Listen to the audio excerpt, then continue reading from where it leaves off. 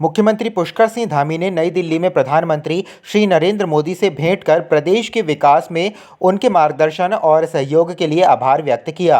उन्होंने प्रधानमंत्री को स्थानीय भांग के रेशे की शॉल, बेड़ू के उत्पाद तथा नंदा देवी राजजात यात्रा की प्रतिकृति भेंट की। मुख्यमंत्री ने प्रधानमंत्री से देहरादून में सड़कों पर परिवहन के दबाव को कम करने और जनमानस को सुरक्षित यातायात की सुविधा उपलब्ध कराए जाने के दृष्टिगत देहरादून मेट्रो नियो परियोजना के प्रस्ताव पर अनुमोदन प्रदान किए जाने का अनुरोध किया।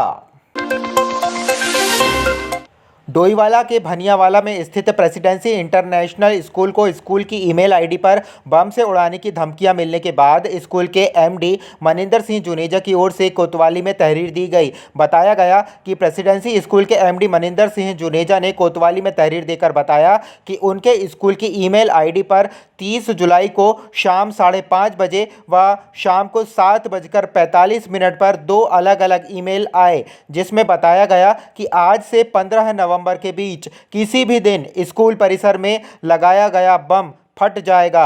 स्कूल की आईडी पर प्राप्त मेल से स्कूल प्रबंधन में हड़कंप मचा हुआ है। क्या करें हम, कहां जाएं, किस पे जाएं हम?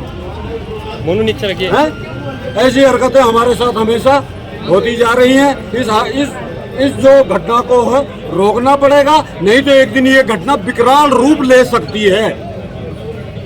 हम लोगों को भी सब पता है, लेकिन हम ऐसा चाहते नहीं है। पुलिस ने क्या आश्वासन दिया आप लोगों? पुलिस ने हमें आश्वासन आज दिया है कि हम कल उस पर एक्शन लेंगे।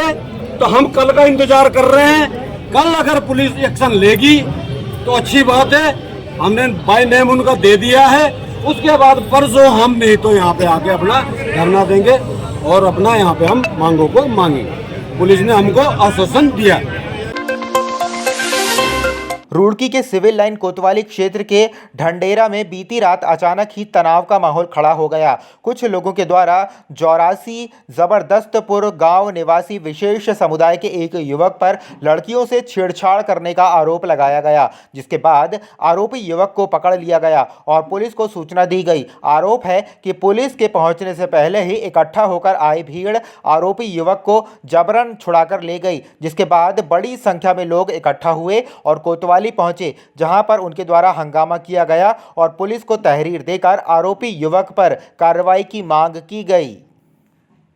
शांत विषय है ये, जो हमारे विद्यालय के डायरेक्टर साहब हैं श्री मनिंदर सिंह जुनेजा जी, उनके जीमेल पे अपना एक मेल आई थी कि जी हम we have to plantation for the bomb. तो उसके बाद हम लोगों ने इमीडिएटली अपना सुबह पुलिस प्रशासन कोतवाली डोईवाला में अपने SSI थे हमारे, अपना राजेश साजी से उनसे बातचीत हुई मेरी। उसके बाद एक FIR लॉन्च हुई है और उसके बाद बम स्क्वाड देहरादून से आया था, उसने पूरी इंक्वायरी करी अपनी और वो कह रहे हैं कि हमारी तरफ से जांच चल रही है पूरी। और सुबह तत्काल हम लोगों ने भी अपने स्तर से पूरी जांच करी थी। पूरा विद्यालय कैंपस हमने अपने गार्ड से, अपने जो हमारे स्टाफ था, सपोर्ट स्टाफ, हमने खुद अपने स्तर पर चेक किया सारी चीज़ें।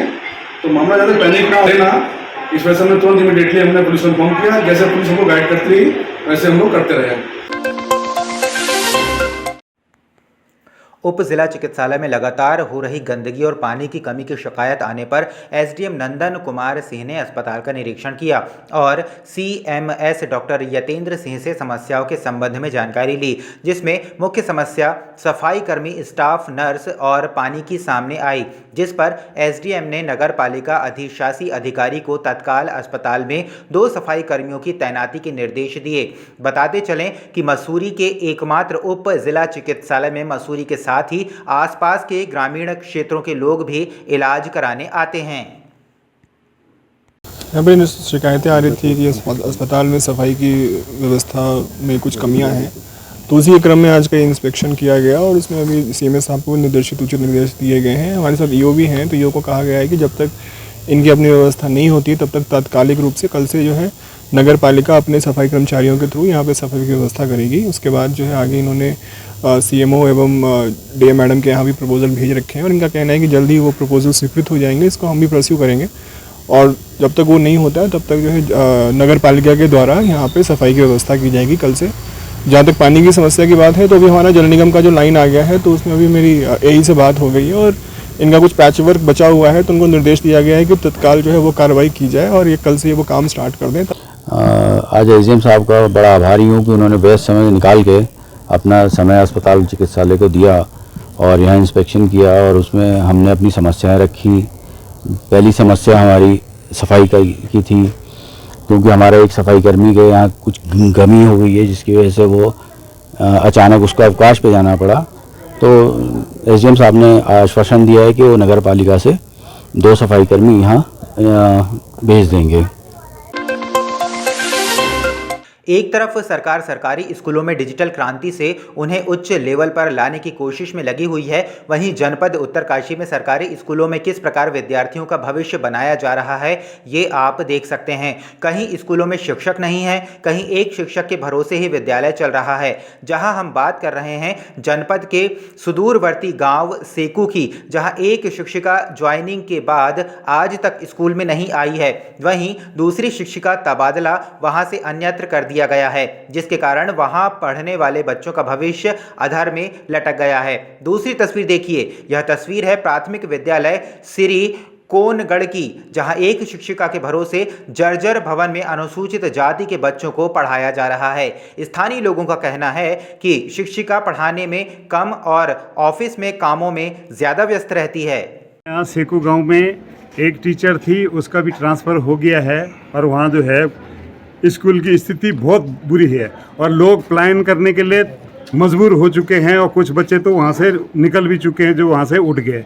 अब अगर ऐसी स्थिति रही, एक तो सरकार बोलती है कि मतलब कि पलायन कैसा रुके, और शिक्षा नीति की जो है जो कह रहे कि जिस शिक्षा पे जो है ध्यान दिया जाए, लेकिन ये सरकार क्या करी मेरे समझ में ये नहीं आ रही बात कि मतलब जहाँ मतलब कुल एक टीचर थी और उसको भी हटा दिया और लोगों को जो है मजबूर कर रहे पलायन होने में। अगर यदि यही स्थिति रही, अभी हम यहाँ पे शिक्षा अधिकारी महोदय से मिले, उन्होंने हमें 10 दिन का समय दिया। यदि 10 दिन के बाद यदि वहाँ कोई व्यवस्था नहीं होती है तो हम 11 तारीख के बाद यहाँ पर पूरे ढोल बाजे के साथ यहीं पर धरना प्रदर्शन पर बैठेंगे। देखिए, ये वास्तव में है कि अभी बेसिक शिक्षा में काफ़ी शिक्षकों की कमी है और इस समय हस्तांतरण का समय था और कुछ स्कूल ऐसे हैं जहां बहुत कम बच्चे हैं और लगातार प्रयास किया जा रहा है कि हर विद्यालय को जो है जहां बच्चे हैं वहां पे पढ़ाने की व्यवस्था अच्छी हो सके।